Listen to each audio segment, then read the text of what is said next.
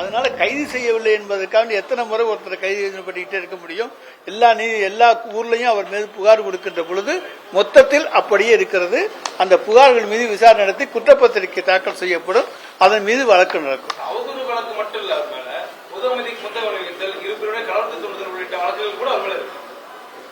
ஆமாங்க, எல்லாத்துக்கும் வழக்கு பதிவு செஞ்சிருக்கிறோம். கோர்ட்டு பார்த்துக்கும்.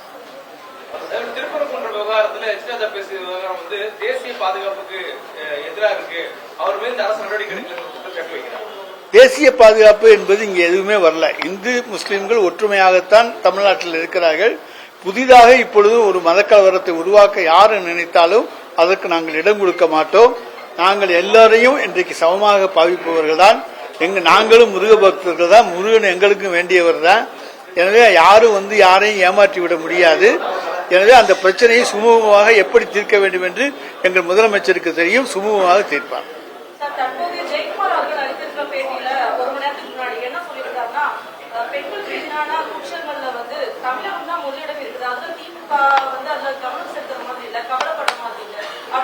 அதாவது எங்கள் ஆட்சியிலே பெண்களுக்கு தைரியம் வந்திருக்கிறது.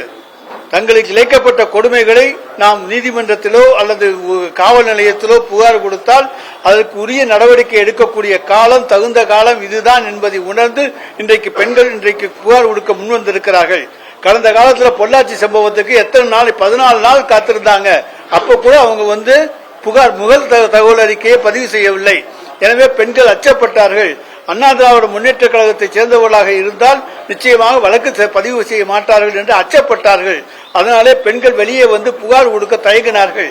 இன்றைக்கு திராவிட மாடல் ஆட்சியிலே பெண்களுக்கு பலத்த பாதுகாப்பு இருக்கின்றது என்கின்ற காரணத்தாலே பெண் உரிமை பாதுகாக்கப்படும் என்கின்ற நம்பிக்கையிலே பெண்கள் தங்களுக்கு சிறு தீங்கு நேர்ந்தாலும் அதை உடனடியாக புகார் கொடுக்கக்கூடிய அளவுக்கு அவர்களுக்கு தைரியத்தை தந்திருப்பது திராவிட மாடல் ஆட்சி.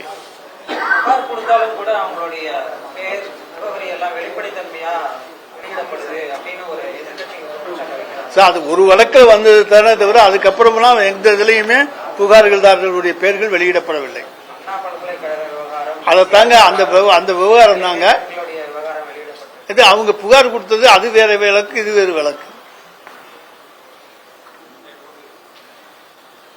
இது திமுக கொடியை கட்டிக்கொண்டு அதிமுக அனுதாபிகள் போய் சென்று மறைச்சது. தங்களை காப்பாற்றிக் கொள்வதற்கு கூட இன்றைக்கு அவர்கள் திமுக கொடியைத்தான் பயன்படுத்திக் கொண்டிருக்கிறார்கள் என்பதை உணர்ந்து கொண்டிருக்கிறார்.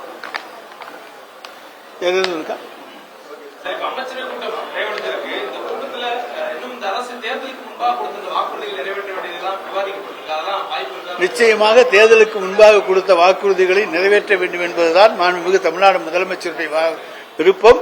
நிச்சயமாக இந்த குறுகிய காலத்துக்குள்ளே எத்தனை வாக்குறுதிகளை நிறைவேற்ற வேண்டுமோ அவற்றை நாங்கள் நிச்சயமாக நிறைவேற்றுவோம்.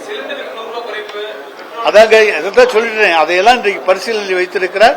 நிச்சயமாக நாங்கள் தேர்தலுக்கு முன்னாலே என்னென்ன வாக்குறுதிகளை நிறைவேற்ற வேண்டுமோ அதை நிறைவேற்றுவோம்.